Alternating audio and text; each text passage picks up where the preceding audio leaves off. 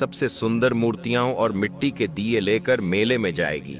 उसने रात दिन मेहनत करके इतने सुंदर शिल्प तैयार किए कि देखने वाला दंग रह जाए। मेले का दिन आ गया। चारों ओर रंग बिरंगी दुकानों की कतारें थीं। ढोल नगाड़ों की आवाजें गूंज रही थीं। बच्चे झूले झूल रहे थे और हर तरफ खुशी का माहौल था। चमेली ने भी एक सादा सी दुकान लगाई। उसकी दुकान पर मिट्टी की मूर्तियां, दिए, घड़े और देवी देवताओं की सुंदर प्रतिमाएं सजी थीं। उधर उसी राज्य के राजा का बेटा युवराज आदित्य सिंह भी अपने दोस्तों के साथ उसी मेले में आया था, पर वह किसी राजसी जुलूस में नहीं, न ही शाही वस्त्रों में। उसने साधारण कपड़े पहने थे और आम आदमी की तरह भीड़ में घुल मिल गया था।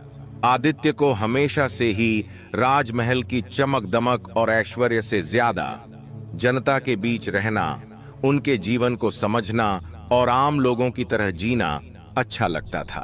महल की बंद दीवारों के भीतर रहकर वह कभी सच्ची जिंदगी नहीं देख पाता था। इसीलिए वह हर साल भेष बदलकर मेले में घूमने आता था, बिना किसी को अपनी असली पहचान बताए। वह दोस्तों के साथ कभी मिठाई खाता, कभी झूले झूलता, कभी दुकानों पर रुककर छोटी छोटी चीजें खरीदता। लेकिन तभी उसकी नजर एक छोटी सी दुकान पर पड़ी। वहां सजी मिट्टी की मूर्तियां कुछ अलग ही चमक रही थीं। वह दुकान थी चमेली की। आदित्य कुछ पल तक वहीं खड़ा रहा। वह आश्चर्य से मूर्तियों को देखने लगा। उनमें कोई साधारणपन नहीं था, उनमें जैसे जीवन बसता था।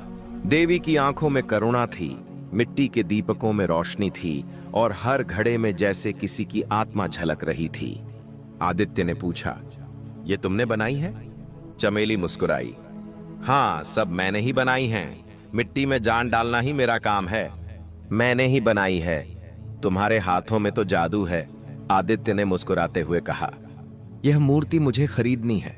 चमेली हंसते हुए बोली, राजकुमार जी, मेरे बनाए घड़े और मूर्तियां तो गांव वालों के लिए हैं। आदित्य चौंक गया, तुम्हें कैसे पता कि मैं राजकुमार हूं? चमेली ने शरारती आंखों से उसे देखा और कहा, जिस तरह से आप चलते हैं और जिस आत्मविश्वास से आप बात करते हैं, वैसा गांव में कोई नहीं करता। आदित्य हंस पड़ा। उसने वह मूर्ति खरीदी और चमेली से दोबारा आने का वादा किया। चमेली ने सोचा यह मजाक है, पर आदित्य का दिल उस सादगी और कला में खो गया था। अगले कुछ दिनों में आदित्य बार बार गांव आने लगा। वह चमेली की दुकान पर रुकता, उससे बात करता और उसकी कला की तारीफ करता। चमेली को पहले यह सब थोड़ा अजीब लगा, पर धीरे धीरे उसे आदित्य की सादगी और उसकी बातों में छुपा हुआ प्यार दिखने लगा। एक दिन जब चमेली नदी किनारे मिट्टी ले रही थी, तो आदित्य